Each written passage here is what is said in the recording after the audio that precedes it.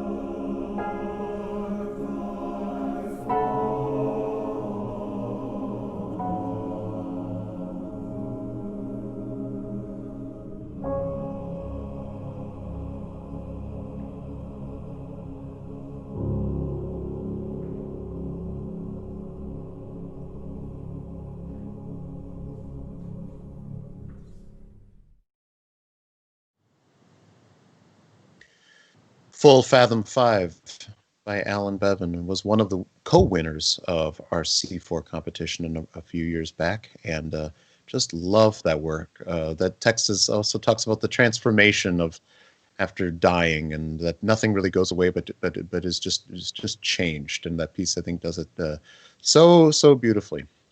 I want to bring in our wonderful guest this evening, this day, Marie-Claire Saindon, who was a winner for one of our C4 competitions.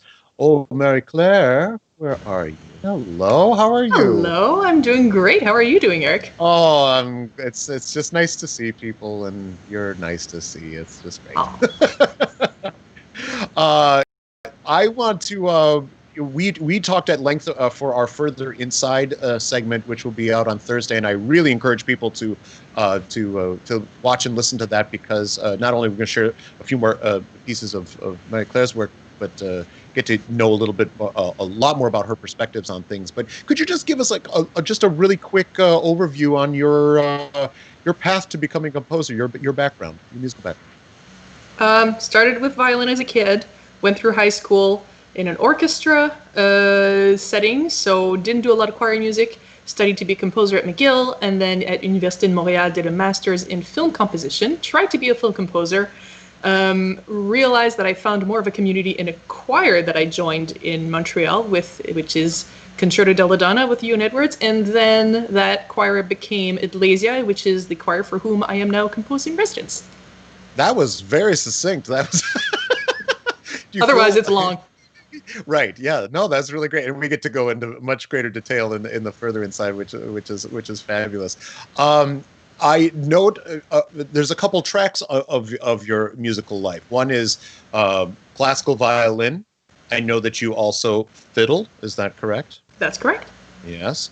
And you sing. And you have a film scoring background. How do those different vectors come together into your compositional life right now? Well, the fiddling definitely comes into life with the just traditional melodies that are really influencing how I write, especially like with modes and rhythmic stuff and things like this. The filmic side of it always makes me think of what is the scene that I'm trying to create and what is the mood. Do you think about that in terms of like what the scene is like? Because you mentioned that in the Further Inside, that is that the choir? Is that the occasion that the choir is going to sing? What are you thinking about when you say what the scene is that you're composing for? Depends on the commission. So some commissions are a little more visual. I had a commission where we had dancers and a storyteller and a choir, so I really wanted to imagine visually how that would look like with the music. Most of the time, I need to imagine the scene of what the text is saying, and then I try to create a mood for that. Right. Well, it's fantastic, and I think we'll get a definite sense of some of the vectors of your compositional work. I want to start and show off some of your composing. With your Turlut. Could you set us up with who's singing this piece, your relationship with them, and tell us a little bit about this work? Yeah, so I never thought I'd write a straight-on traditional piece ever, but I had the two co-conductors of Choeur Adleisia, so Virginie Pacheco and Emilia McMahon. The first year that I became their composer in residence, their first commission was, can you write a mouth reel? An Acadian mouth reel, just something light, three voice, three parts, and have fun doing it like this. And I thought, I've never, okay, I could try that. I can play it, I can improvise stuff, so I could probably do it. And it ended up being a lot of fun, and the choir really loved performing it too, and we keep performing it all the time. I'm surprised people aren't sick of it yet. But yeah, so there's a lot of traditional French Canadian music out there. As a French speaking composer, I like to put things that are not traditional out there too, to put a little more variety. But this one was just so much fun to write. And for those that don't know what a mouth reel is, can you just give us a little bit of background? Yeah. So for those of you who are familiar with jazz, so you know how some jazz singers, Ella Fitzgerald comes to mind when she's just improvising with a certain set of syllables and vocal idioms without words, so it's textless. and you're basically just singing the melody that an instrument would play. So in this case, it would be the traditional folk instruments, so fiddle or tin whistle, things like that. And with the French-Canadian style and also other Celtic styles, you get foot stomping to imitate the big round Irish bowron thing, which is the drum. And yeah, so that's basically all it is. It's a party tune for when the fiddlers are tired and they need a break, and then the singers start singing instead. Fantastic. Well, this is Marie-Claire's Turlut from Acadia by way of Montreal, if I'm understanding the the translation of the work. And tell us again who's performing this work. So this is Choeur Adleisia, and this is the choir I'm performing currently, and I'm also their composer in residence, and basically is a group with whom I've learned a lot and absolutely love working with them. So based in Montreal. Fantastic. Well, here's Turlut.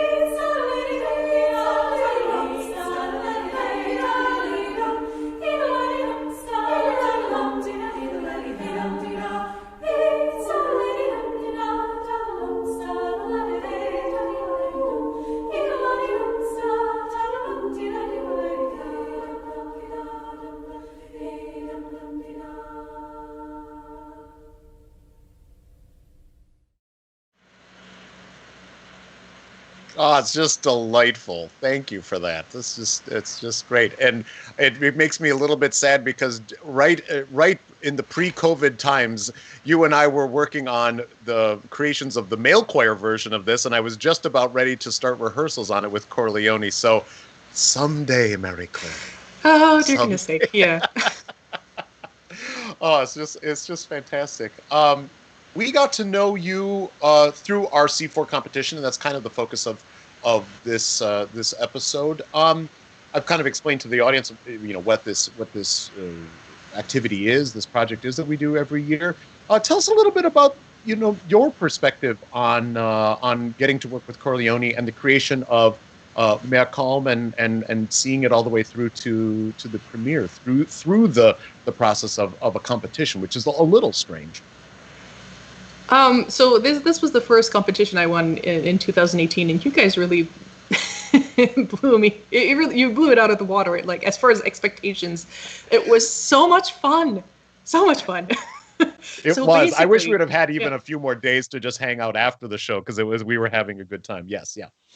So so for me as a perspective, I wrote the piece fairly fast, and then hearing back from you guys saying, hey, you're one of the finalists, we are now paying you the trip to come and fly to Vancouver, and then we're housing you, and then you're going to hang out with us, and we're going to rehearse the piece, we're going to do as much as we can as far as polish. Like, it was just amazing to just, it was intense, it was only a few days, but I really appreciated being part of, well, I appreciate you guys were part of the process towards the end, right before we got to the performance, so that little details could be fleshed out and polished. It was fantastic. And the concert itself was just so cool. The format, we can talk about that in a few minutes. Yeah, well, I mean, and the format is kind of interesting because we sing the piece and then we basically do this, just talk with some questions from the audience.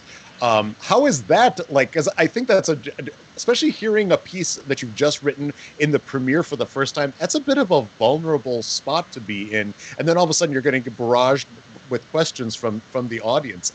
Did you find that to be an okay situation, or how did that feel?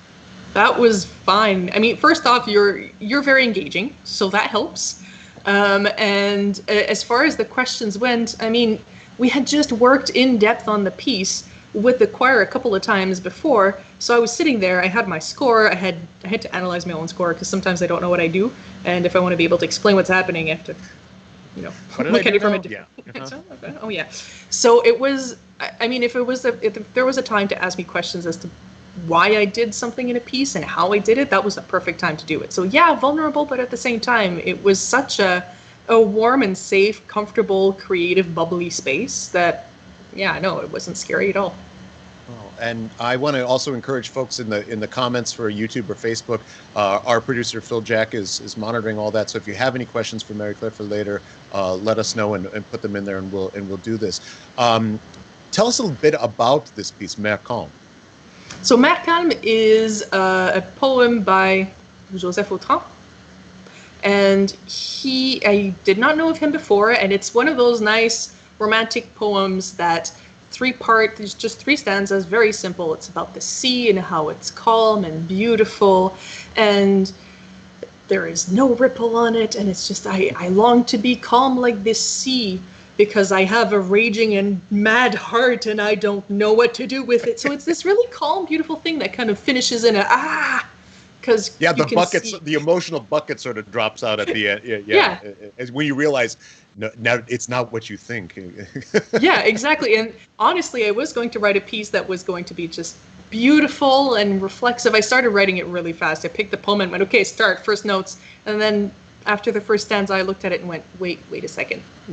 Nope, this is a very, very emotive, angry end. Yeah. Just change course.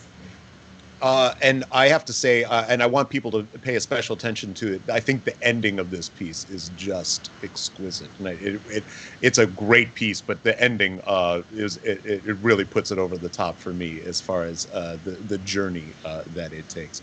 Well, let's let people hear it. This is from our C4 competition.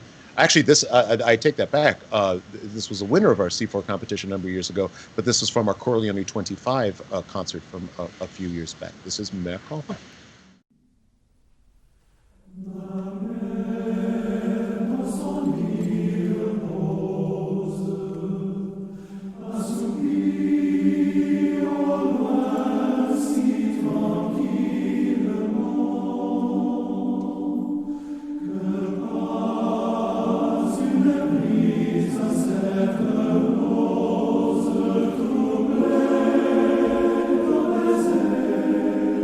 So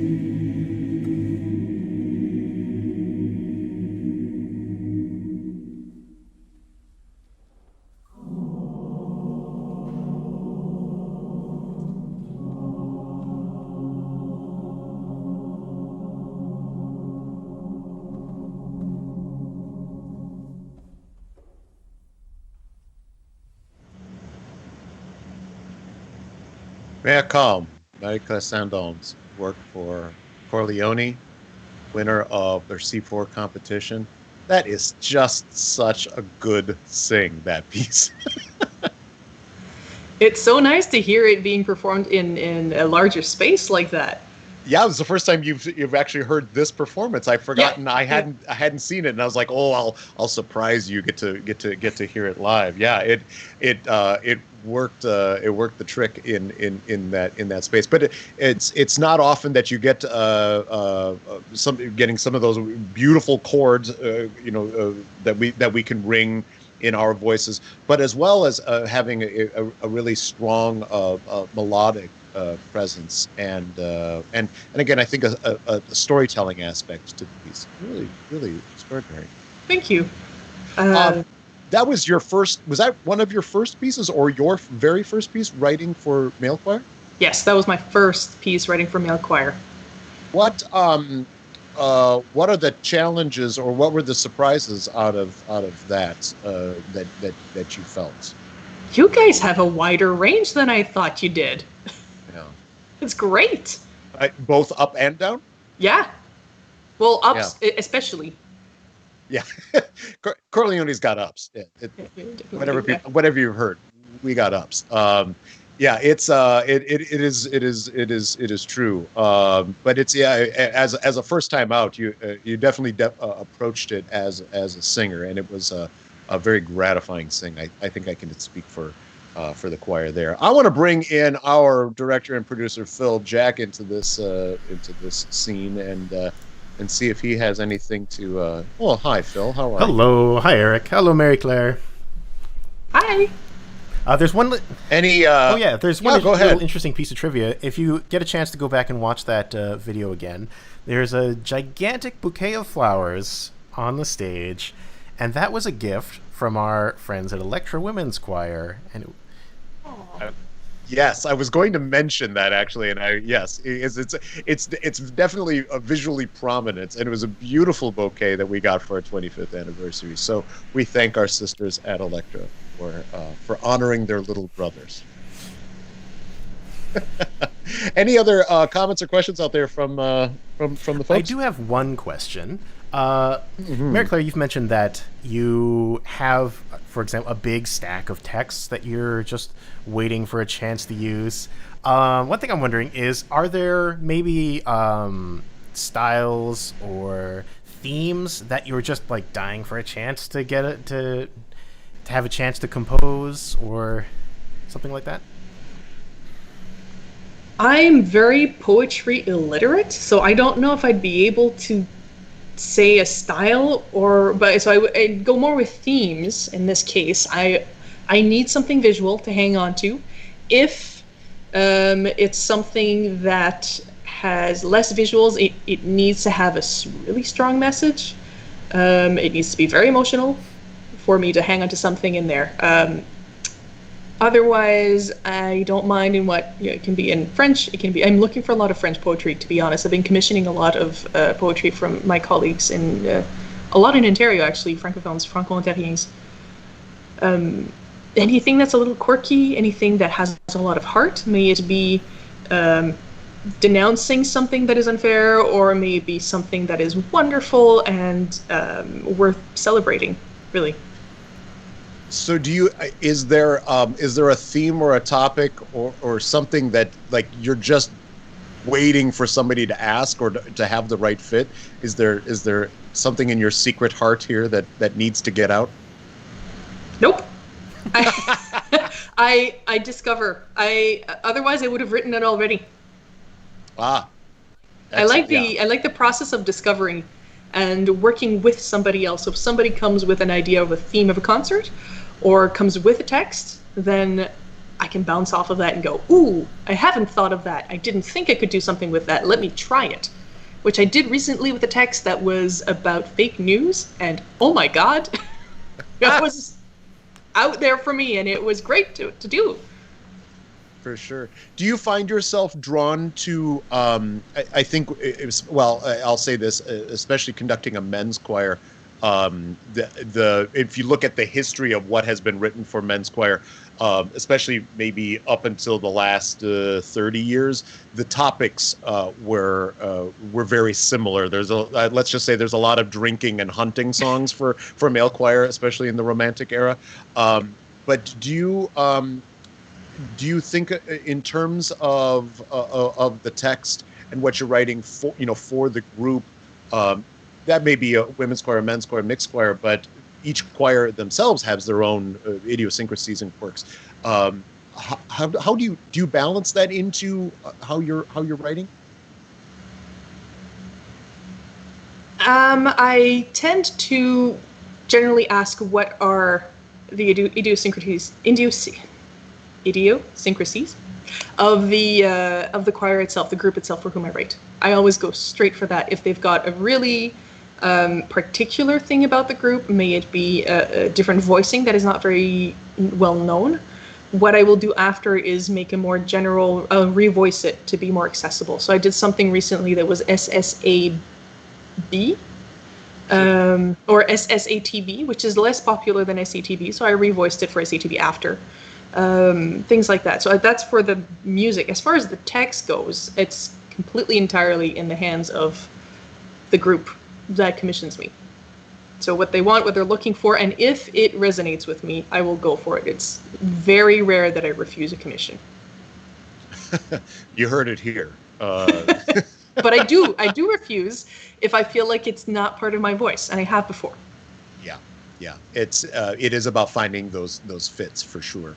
Well, I'm excited that I know that your music is something that we're going to continue to champion and to work with you and to sing both your praises and your notes. It's very rare when you find a composer that can walk in as many, frankly, as many worlds as I think that you can. And I'm just really excited that we can be a part of sharing your voice with folks. Well, thank you for letting me use your voice. It's fantastic. Without choirs, choral composers wouldn't have their instruments. So likewise here, it's. Oh, tell me about it. I'm no pianist. My instrument is human beings, and I can't play it currently. It's not a great feeling. So no, I completely understand. Well, I want to thank you for being with us, Marie-Claire. It's just again, it's a real honor. And before you do, I want to introduce the last piece for the show today. This is Elizabeth Knudsen's co-winning work for one of our C4 competitions, and it's on a poem by Paul Laurence Dunbar, African-American poet, one of the first ones to gain a real notoriety in the States, and wrote just wonderful, extraordinary poems. And she set this one, which is regarding sleep. It's called "As Sleep Comes Down." And what I was drawn to initially when the piece was submitted was she really created. There's a lot of times when you have piano and choir, which this is scored for, that there's certain things that a piano does and there's certain things that the choir does. And this piece didn't really follow any of those rules. The piano plays this kind of almost obligato, very just melodic line, not necessarily supportive of the choir in the ways that piano's often written for choirs. And I also the form of the piece is very almost mantra-like and hypnotic, and it's talking about sleep, and I find it to be just an incredibly soothing and expansive work. It's sort of one you can just sort of go inside of, and you want to live inside of it, versus it sort of presenting itself to you. So this is Elizabeth Knudsen's "As Sleep Comes Down," C4.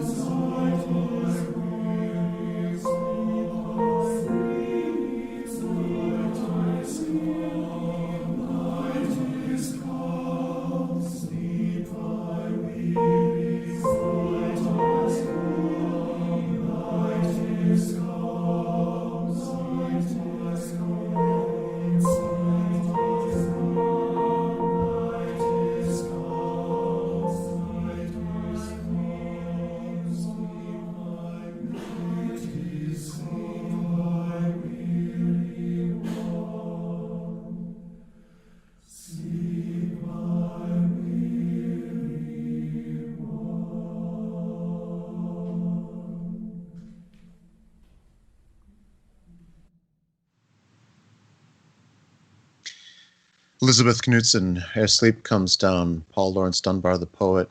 I want to thank from the bottom of my heart James and Leslie Carter. They have been financial sponsors for the C4 program since its inception. And not only were they responsible for helping create all of these pieces, but they also were responsible for creating all these beautiful connections that we're creating with these wonderful composers. Marie-Claire Saindon, first among them. So I thank you, Leslie and James. James, we're just sending you all our love, especially right now. I also want to thank Blue Shore Financial for their support of this series, as well as Greg Martin and Joseph Anthony for the sponsorship of this episode. We have a heck of a month coming up in June as we close out our first season of this show. And next week, Contus will be joining us. The following week, Lorelei will be with us. The following week, Jason will be with us from the Aeolians, as well as we're closing out the season with singers from Voces 8. So it's going to be a kind of a star-studded cast as we say goodbye to our first season of doing this show. It has been a real pleasure to offer this music to you. I hope you stay well, take care of yourselves, take care of each other, and we'll see you next time. Boom, boom, boom, boom, boom. Ooh, yeah, yeah. Boom, boom, boom, boom. They say it's all right. Boom, boom, boom. They say it's all right. Boom, boom, boom. Say it's all right. Have a good time, 'cause it's all right. Whoa, it's all right. Now we gonna move it slow. Up in the lights low. When you move it slow, it feels like a moan, 'cause it's all right. Whoa, it's all right. And now listen to the beat and kind of tap your feet. Yeah, you got soul. Everybody knows that it's all right. Whoa, it's all right. When you wake up early in the morning, feeling sad like so many of us do, have a little soul, make life your goal, and surely something's gotta come to you, and you gotta say it's all right. They say it's all right. Say it's all right. Have a good time, 'cause it's all right. Whoa, it's all right. Everybody clap your hands. Give yourself a chance. You got soul. Everybody knows that it's all right. Whoa, it's all right. Someday I'll find